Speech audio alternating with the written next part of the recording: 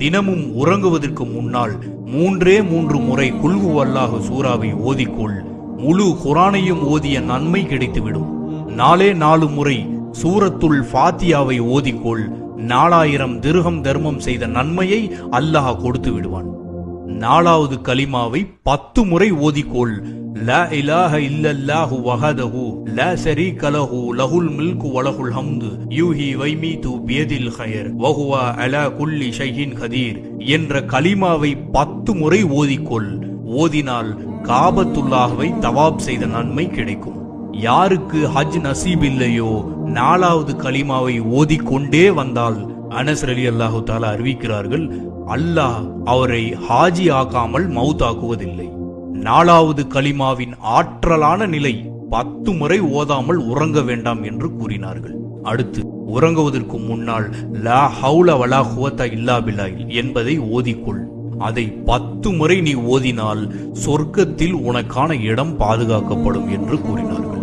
மந்திர சொற்களில் சிறந்த மந்திர சொல் லா ஹவுல வலா குவத்த இல்லா பில்லாஹ். இதை பற்றி மேலும் பெருமானார் அவர்கள் கூறினார்கள், இது கஞ்சுலர்ஸ் அர்சுக்கு கீழே கொடுக்கப்பட்ட வார்த்தை, எழுதப்பட்ட வார்த்தை. இதில் 99 நோய்களுக்கு நிவாரணம் இருக்கிறது.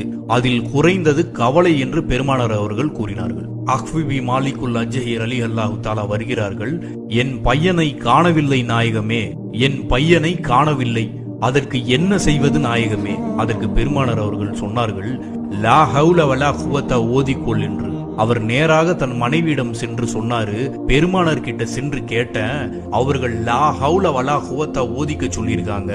வீட்டுல 2 பேரும் சேர்ந்து ஓதிக்கிட்டே இருக்காங்க, லா ஹவுல வலா குவத்த இல்லா பில்லாஹ். ஒரு சில தினங்கள் தான் ஆகிறது. இரவு நேரத்தில் திடீர் என்று கதவு தட்டப்படுகிறது. யார் என்று திறந்து பார்த்தால் தன் மகன் மாலிக் கதவை தட்டி 4000 ஆடுகளோடு வந்து நிற்கிறார். போன மகன் 4000 ஆடுகளோடு வந்து நிற்கிறார். நேரா பெருமானார் ஸல்லல்லாஹு அலைஹி வஸல்லம் அவர்களிடம் இரவோடு இரவாக கூட்டிக் கொண்டு போய் நிறுத்துகிறார். போன மகன் கிடைச்சிட்டாரு. அதுக்கு பெருமானார் அவர்கள் காரணம் கேட்கிறார். மகன் காரணம் சொல்கிறார். மாலிக் அழகாக காரணம் சொன்னார். என் எதிரிகள் என்னை கடத்தி சென்றார்கள் கொலை செய்வதற்காக.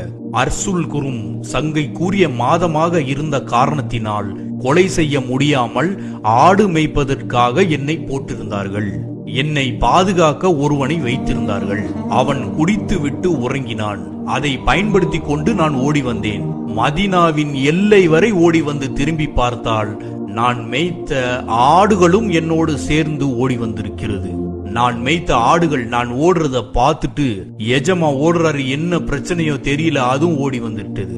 பெருமானார் ஸல்லல்லாஹு அலைஹி வஸல்லம் அவர்கள் சிரிக்கிறார்கள். பார்த்தீர்களா பார்த்தீர்களா, லா ஹவுல வலா குவத்த என்ன வேலை செய்திருக்கிறது. உங்கள் மகனை மட்டுமல்ல 4000 ஆடுகளையும் கூட்டி வந்தது. இதுதான் அந்த மகத்துவம் நிறைந்த சொல். அலியே, உறங்குவதற்கு முன்னால் 10 முறை ஓதிக்கொள், சொர்க்கத்தில் உன்னுடைய இடம் பாதுகாக்கப்படும் என்று கூறினார்கள். அடுத்து உலகத்தில் எதிரிகளிலேயே பெரிய எதிரி இப்லீஸ். உறங்குவதற்கு முன்னால் அஸ்தக்ஃபிருல்லாஹி வாத்துவு இலேஹி என்று தவாப் செய்து கொள். அவன் மண்ணை வாரி தலையில் போட்டுக் கொள்வான். காலையிலிருந்து மாலை வரை கெடுத்து வச்சிருந்த கடைசியில இந்த பாவி அஸ்தக்ஃபிருல்லாஹி வாத்துவு இலேஹி என்று தவாப் செய்துட்டாரு என்று மண்ணை வாரி போட்டுக் கொள்வான். ஆகவே உறங்குவதற்கு முன்னால் இந்த 5ஐயும் செய்யாமல் உறங்காதே என்று கூறினார்கள். 3 முறை குல் ஹுவல்லாஹ், 4 முறை சூரத்துல் ஃபாத்தியா, 10 முறை 4வது கலிமா, 10 முறை லா ஹவுல வலா குவத்த இல்லா பில்லாஹ், 10 முறை அஸ்தக்ஃபிருல்லாஹி வாத்துவு இலேஹி. இன்ஷா அல்லாஹ் இதை நாம் மவுத் வரை ஓத வேண்டும். காரணம், அலி ரலியல்லாஹு தஆலா அன்ஹு அவர்கள் இதை வஃபாத் வரையும் விடவே இல்லை. ஆகவே நபிகள் நாயகம் பெருமானார் ஸல்லல்லாஹு அலைஹி வஸல்லம் அவர்கள் கூறியதை நாம் தினமும் உறங்குவதற்கு முன்னால் ஓதி அனைத்து வளமையும் பெறுவோம். வாஹிர் தவான அல்ஹம்துலில்லாஹி ரப்பில் ஆலமீன். வஸ்ஸலாமு அலைக்கும் வரஹ்மத்துல்லாஹி